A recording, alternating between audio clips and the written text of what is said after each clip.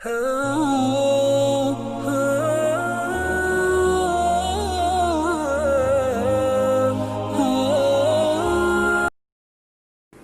علیکم ورحمۃ اللہ وبرکاتہ۔ حضرات، آج میں آپ کو توبہ کے تعلق سے کچھ گفتگو کروں گا۔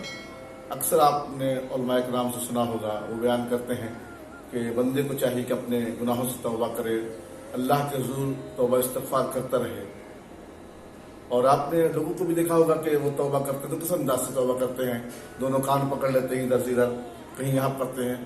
کیا اس کا نام توبہ ہے؟ توبہ کس کو کہتے ہیں؟ توبہ کس انداز سے کی جائے؟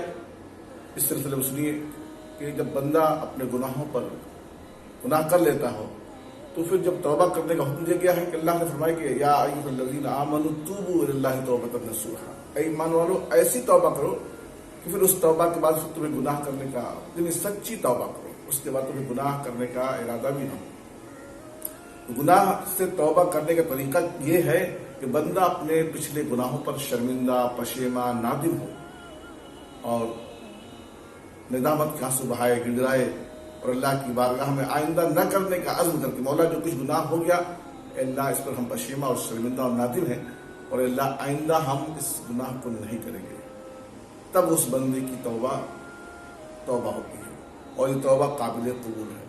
اور جب بندہ واقعی اس انداز سے توبہ کر لیتا ہے، سچی پکی توبہ، اور اپنے گناہوں پر پشیماں اور نادم اور شرمندہ ہو جاتا ہے اور آئندہ نہ کرنے کا مکمل عزم کر لیتا ہے، تو اللہ کے نبی سرور قول مقاصد صلی اللہ علیہ وسلم اسے خوشخبری دیتے ہیں کہ التائب من الذنب الذی کمن لا ذنب لہ، گناہ کرنے والا جب توبہ کر لیتا ہے اللہ کے حضور سچی توبہ، تو اللہ تعالیٰ اسے گناہوں سے ایسے پاک کر دیتا ہے جیسے اس نے گناہ کیا ہی۔ سبحان اللہ، کتنی پیاری حدیث ہے۔ اس سلسلے میں روایت سنیے حضرت سیدنا فاروق اعظم رضی اللہ تعالیٰ عنہ سے کہ ایک مرتبہ آپ گھر سے باہر نکلے، دوپہر کا وقت تھا، دیکھا کہ ایک دوسرے کنارے سے ایک شخص باہر نکلا، وہ بھی آ رہا تھا، دیکھتے ہی حضرت فاروق اعظم رضی اللہ عنہ کو سہم گیا۔ آپ نماز وقت تھے اور گھبراہٹ سی محسوس ہوئی، آپ سمجھ گئے کچھ نہ کچھ معاملہ ہے۔ اس کے ہاتھ میں کوئی چیز تھی، اسے چھپانے کی کوشش کر رہا تھا۔ سیدنا فاروق اعظم رضی اللہ عنہ پوچھا کیا ہے تیرے ہاتھ میں؟ اس نے کہا حضور کچھ بھی نہیں۔ کہا نہیں، پھر یہ گھبراہٹ اور یہ گھبراہٹ کیوں ہے؟ اس طرح اپنے سے قریب بلایا، لیکن جب وہ چلنے لگا تو وہاں سے قریب آ رہا فاروق اعظم کی بارگاہ میں، لیکن ایک دل میں خوف ہے اور اللہ کی بارگاہ میں سچے دل سے پشیماں اور شرمندہ، مولا تو جانتا ہے کہ انہوں نے پوچھا کہ کیا ہے میرے ساتھ، لیکن میں نے بتایا کچھ بھی نہیں ہے، اس میں سرکہ ہے، لیکن مولا اس میں حقیقت میں شراب ہے۔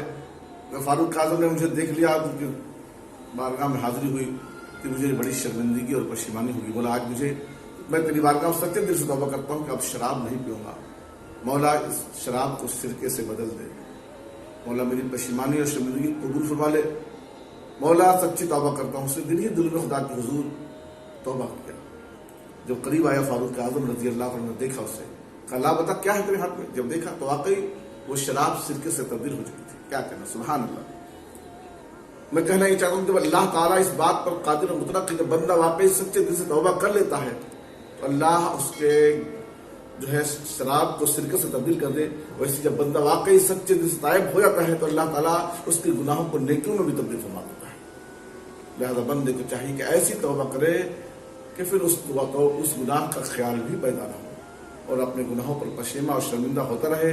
اللہ تعالیٰ کی رحمتیں تو مائل بکرم ہے۔ علامہ اقبال کہتے ہیں ہم تو مائل بکرم ہیں، کوئی سائل ہی نہیں، راہ دکھلائے کسے رہ روے منزل ہی نہیں۔ السلام علیکم ورحمۃ اللہ۔